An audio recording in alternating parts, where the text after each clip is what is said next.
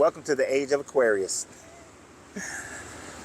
So my man here is talking about the fact that all religions are created and have these basic identification with what goes on with the stars in the heavens.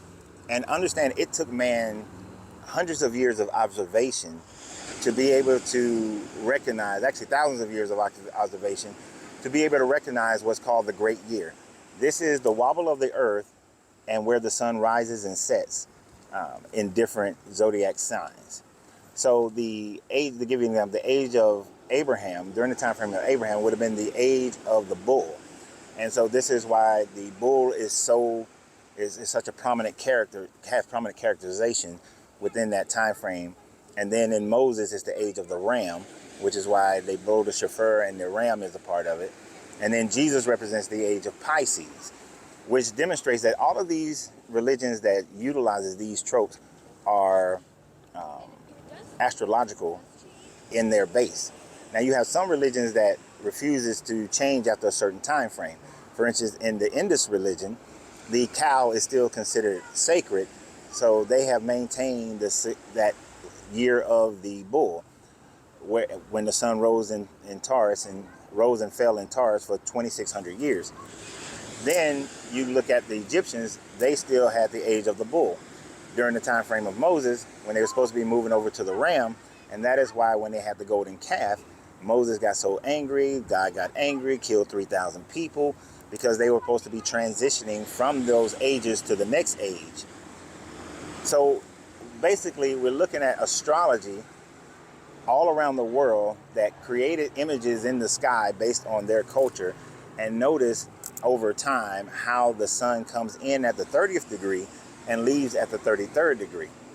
This is one of the reasons why you see the teachings of Jesus begin when he's 30, age of Pisces, sun coming in at the 30th degree, and his ministry is over by age 33, which is the time frame that the sun goes out of Pisces. And then there's always these transition time frames, last about 150 years. And supposedly right now we are in that transition. This is why when they went into Jerusalem for the final climactic end of the story, you have the disciples asking Jesus, when you're gone, where will we go? And he says, find a man carrying a pitcher of water and go into his house. Men carrying water at that time frame, and still today in some cultures, is a woman's job. So therefore, the significance of a man carrying a pitcher of water is really identifying with the age of Aquarius, to which that's what the calendar of the Aztecs was really about, is changing of the ages and going back to the first Bantum from the 13th Bantum, which both represent a brand new age. So the disciples, if they were real, would have understood that he was saying that we would go into the age of Aquarius. And in this age of Aquarius, as with every other age, there will be a prophet. There will be somebody who changes the religion or creates a brand new religion for the people to follow. And this time frame, this is why John the Baptist was the one who was getting everybody ready for the age of Pisces, and Jesus was the representation of it. So there will be a messenger or somebody that comes first who will get people ready for the age of Aquarius. And then that being, that person, that philosopher will then come and with a new religion, with a new mindset of hermeticism and alchemy and peace and love, because in all of them, the age of Aquarius represents wisdom, it represents a washing away, represents coming into more of a golden age. And this was also something that if the Egyptian religion would have continued, that they moved, instead of using, they used the animals, the horoscopes rather, or to the zodiacs, but they also use the imagery of going from gold to silver to iron to copper to lead, and then you go back to a golden age.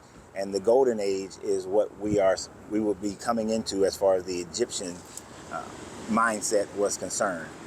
But at the end of the day, religion consistently and continuously will change, and new religions will pop up in less than 1,000 years, over the next 200 years. Just as people has been walking away from Christianity and Islam and Judaism and all the other isms, there will be a new religion that crops up over these next 150 years, and people will begin to transfer into those religions once that great speaker, that magnetic personality comes out and makes the change. Or, as with the Jesus character, the government comes and makes that change, just as Vespasian initiated with creating Christianity for the sake of quelling down the Jewish revolts that were happening throughout the Roman Empire and creating a more passive version of their religion. And so you will see that start, and that has already started with this transitioning into this age of Aquarius, if you were to go by the zodiacs. I just simply go by the fact that man's history demonstrates that a religion can only last for so long. So many millennials will that religion last before the generations begin to change and look at it as something obsolete in their lives. And religion as we know it today is becoming more and more obsolete in the lives of people. And a new wisdom, though, because people have to have some type of wisdom to follow instead of looking deep within themselves, a new version will come out, a new version that teaches people to look inward, that to understand the powers of nature and how to utilize those laws to make themselves have a greater life. And there has to be an afterlife because people fear the idea of not having an afterlife. And because of that fear, they have to have a religion. They can overcome financial issues, marital issues, all kinds of physical issues. But the issue that no man can overcome is death. And because of that, what happens after death, because we hold on so tight to this life, that we have to have something that happens after. And because of that desire of an afterlife, whatever that new religion will have to have some idea or some teaching that says this is what happens when you pass on, and there has to be some type of eternal life. So y'all have a great day. I'll get more into that in a different video that I plan on making.